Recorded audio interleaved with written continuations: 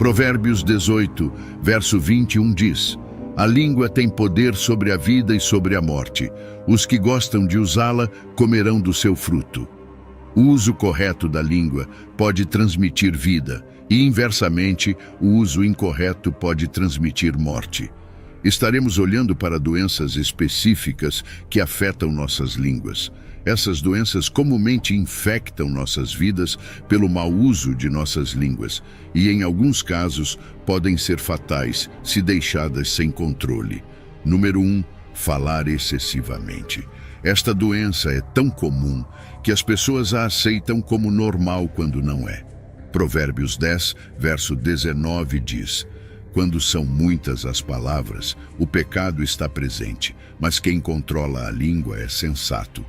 Outra versão do mesmo versículo bíblico lê: quando há muitas palavras, a transgressão é inevitável, mas quem contém seus lábios é sábio. Em outras palavras, se você fala demais, está fadado a dizer algo errado. Não há alternativa. Também somos advertidos na Bíblia para não usarmos muitas palavras para com Deus. Esta é uma advertência que muitos de nós precisamos ouvir. Essa admoestação é encontrada em Eclesiastes 5, verso 1 e 2. Ao entrar na casa de Deus, mantenha seus ouvidos abertos e sua boca fechada. É mau fazer ofertas sem pensar a Deus. Não faça promessas precipitadas e não seja apressado em trazer assuntos diante de Deus. Afinal, Deus está nos céus e você na terra. Então deixe que suas palavras sejam poucas. Se você não vai entregar sua vida a Deus, não diga a Ele que está entregando tudo, porque Deus vai cobrar de você as palavras que falar em sua presença. Mais adiante no mesmo capítulo, a Bíblia indica que um anjo registra o que dizemos quando falamos, oramos ou adoramos. Um dia seremos confrontados por esse anjo e pelo registro do que dissemos. Então a Bíblia diz que será tarde demais para dizer: eu não quis dizer isso, porque seremos responsabilizados por tudo o que dissemos, cantamos ou oramos. Um dia, essas palavras serão apresentadas diante de nós e teremos que responder por elas se fomos insinceros e não vivemos de acordo com as coisas que dissemos.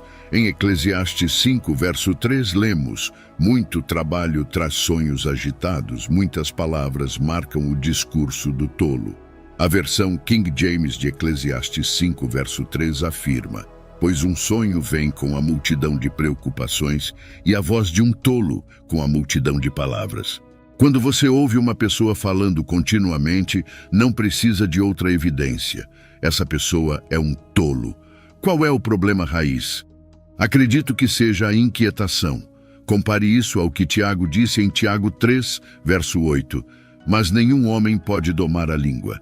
Ela é um mal incontrolável, cheia de veneno mortal. Pessoas que estão sempre falando são inquietas. Falar excessivamente é uma indicação clara de alguém cujo coração não está em repouso. Número 2. Palavras ociosas ou descuidadas. Em Mateus 12, verso 36, Jesus disse: mas eu digo a vocês que no dia do julgamento, as pessoas terão que prestar contas de toda palavra inútil que falaram.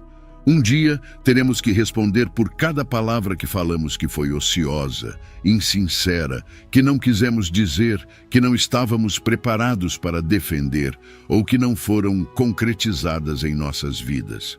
No Sermão da Montanha, Jesus afirmou em Mateus 5, verso 37, seja o seu sim, sim, e o seu não, não. O que passar disso vem do maligno. Esta é uma afirmação surpreendente. Se dizemos mais do que queremos dizer, então o exagero em nosso discurso vem do maligno.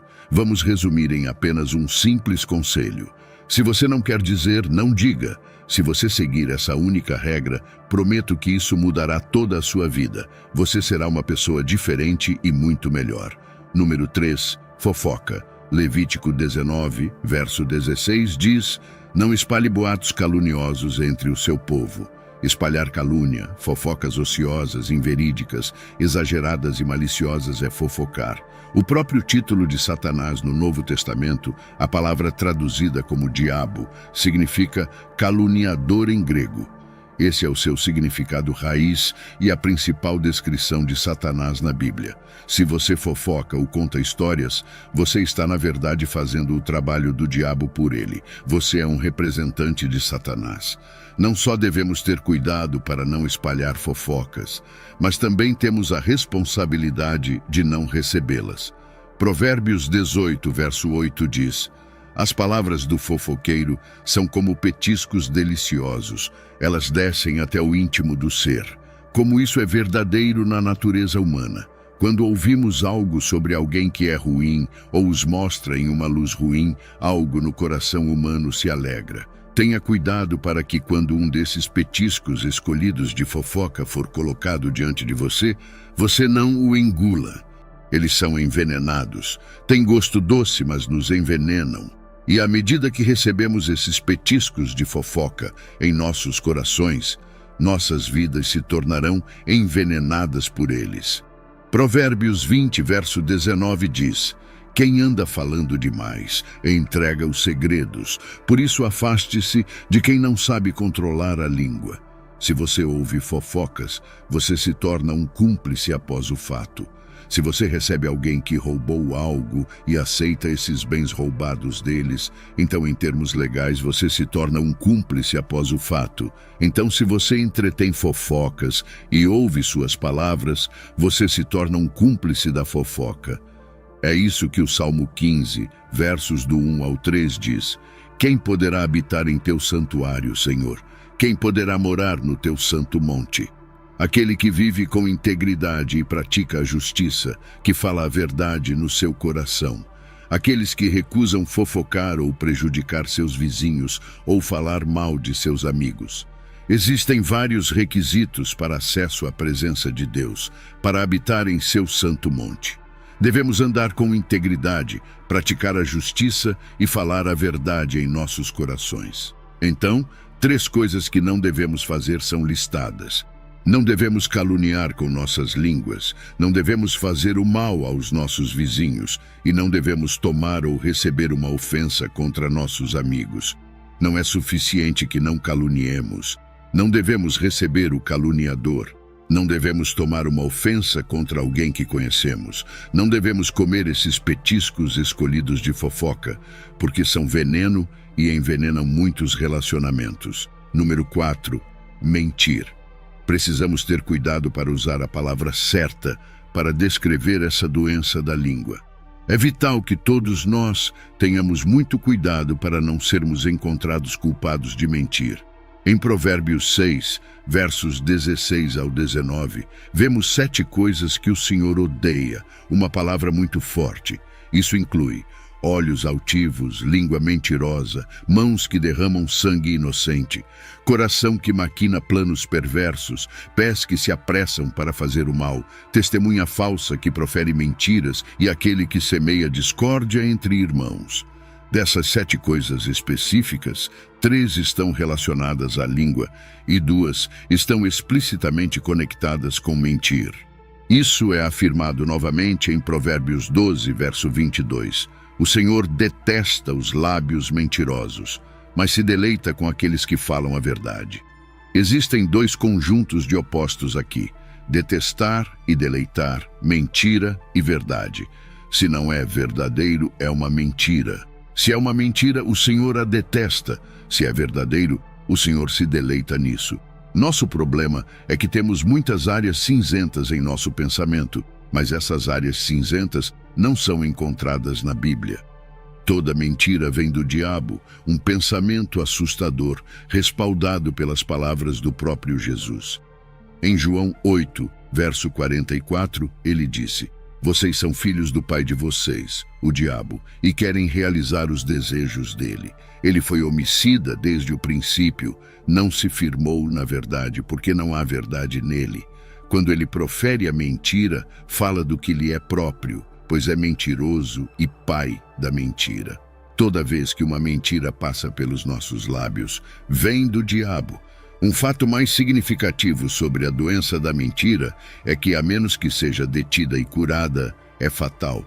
Apocalipse 21, verso 8 diz: Mas os covardes, os incrédulos, os depravados, os assassinos, os imorais, os feiticeiros, os idólatras e todos os mentirosos, a parte que lhes cabe será no lago ardente de fogo e enxofre, que é a segunda morte. Repare nos grupos de pessoas listados: covardes, incrédulos, depravados, assassinos, imorais, feiticeiros, idólatras e todos os mentirosos. Seu destino é no lago ardente de fogo e enxofre, indicando o resultado incurável dessa doença. Uma vez que uma pessoa é destinada a essa segunda morte, é definitivo. A menos que a doença da mentira seja detida e curada, certamente será fatal. Apocalipse 22, verso 15, enfatiza ainda mais a exclusão de tais práticas da cidade de Deus. Fora da cidade estão os cães, os feiticeiros, os imorais, os assassinos, os idólatras e todos os que amam viver na mentira. Portanto, cada um de nós deve determinar: estou disposto a ser curado dessa doença da mentira? Ou estou preparado para perder minha alma para sempre? A menos que seja detida e curada, a doença da mentira é, em última análise, fatal. Número 5, lisonja. Salmo 12, versos do 1 ao 3 diz: socorro, Senhor, pois os piedosos desaparecem, os fiéis desvanecem entre os filhos dos homens. Falam vaidade cada um com o seu próximo, com lábios lisonjeiros e coração duplo falam. Que o Senhor corte todos os lábios lisonjeiros e a língua que fala soberbamente. Neste trecho, Davi falava sobre um estado de declínio moral na raça humana, não muito diferente do que vemos ao nosso redor hoje. A Escritura pronuncia um julgamento de Deus sobre esses lábios lisonjeiros. Em Provérbios 26, verso 28, somos advertidos: a língua mentirosa odeia aqueles a quem fere, e a boca lisonjeira causa ruína. Provérbios 29, verso 5 diz: quem lisonjeia o próximo arma uma rede para os seus passos. Número 6, precipitação no falar. Provérbios 29, verso 20 diz: há mais esperança para o tolo do que para quem fala sem refletir. Este versículo indica que se somos precipitados em nossas palavras, nossa condição é pior do que a de um tolo. Esta é uma declaração solene, porque a Bíblia não tem nada de bom a dizer sobre tolos. Um exemplo na Bíblia de um homem que foi precipitado em suas palavras é Moisés. Deus lhe disse para falar com uma rocha e ela traria água, mas na sua ira com os filhos de Israel, ele feriu a rocha em vez de falar com ela, Números 20, versos do 7 ao 12. Esse ato de desobediência, expresso em palavras precipitadas, custou-lhe o privilégio de liderar os filhos de Israel para a terra prometida. Salmos 106, versos 32 e 33, reflete sobre isso, notando que a ira de Moisés o levou a falar tolices. Isso nos ensina que um espírito provocado pode nos fazer falar precipitadamente com nossos lábios, e essas palavras precipitadas podem nos custar muitos privilégios e bênçãos. Estejamos cientes de que nós também não digamos coisas precipitadamente que nos custarão caro no âmbito espiritual. Devemos buscar o crescimento em nosso relacionamento com o Espírito Santo, que, conforme prometido pelo Senhor Jesus em João 14, verso 26, nos ensinará todas as coisas e nos fará lembrar de tudo o que ele disse. Número 7, palavrões. O uso de palavrões e linguagem vulgar é profundamente prejudicial para o cristão, representando uma clara violação dos princípios de pureza, santidade e respeito que a Bíblia ensina. Efésios 4, verso 29 nos adverte: não saia da vossa boca nenhuma palavra torpe, mas só a que for boa para promover a edificação, para que dê graça aos que a ouvem. O uso de palavrões não apenas denigre a quem fala, mas também prejudica aqueles que ouvem, espalhando negatividade e desrespeito. Em Colossenses 3, verso 8, Paulo exorta: agora, porém, despojai-vos também de tudo, da ira, da indignação, da maldade, da maledicência, das palavras torpes da vossa boca. O cristão é chamado a ser um exemplo de conduta em todas as áreas da vida, incluindo a forma como se expressa. O uso de palavrões contamina a nossa linguagem e enfraquece o nosso testemunho como seguidores de Cristo. Ao invés de recorrer a palavras baixas e ofensivas, somos encorajados a usar nossa fala para edificar os outros, transmitir bênçãos e refletir o caráter de Deus. Portanto, eliminar os palavrões do nosso vocabulário não é apenas uma questão de boa etiqueta, mas uma expressão de nossa fidelidade e obediência a Deus. Ao contemplarmos esses 7 aspectos da linguagem e comunicação, é evidente que as palavras possuem um poder imenso, capaz de edificar ou destruir, de curar ou ferir. Na jornada cristã, o domínio da língua não é apenas uma aspiração moral, mas um mandamento divino, refletindo a santidade e pureza a que somos chamados. O desafio de utilizar nossa fala para promover a verdade, a edificação e a graça nos convida a uma reflexão profunda sobre o impacto de nossas palavras na vida daqueles que nos cercam e na nossa própria espiritualidade. Cada um desses 7 tópicos revela áreas de vulnerabilidade humana, mas também oportunidades para o crescimento e aprimoramento espiritual.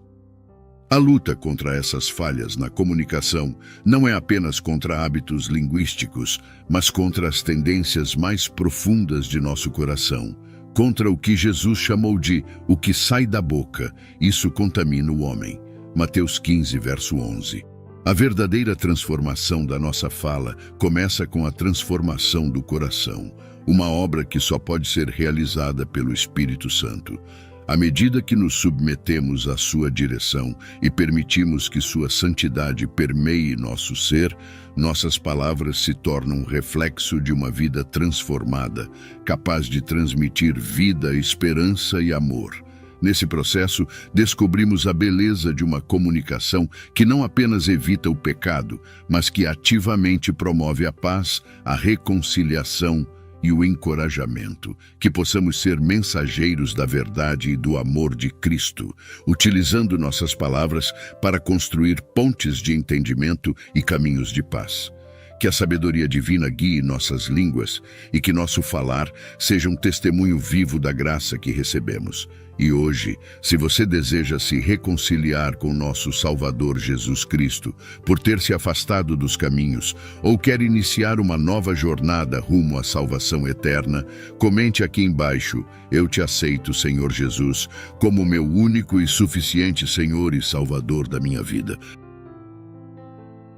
Até a próxima.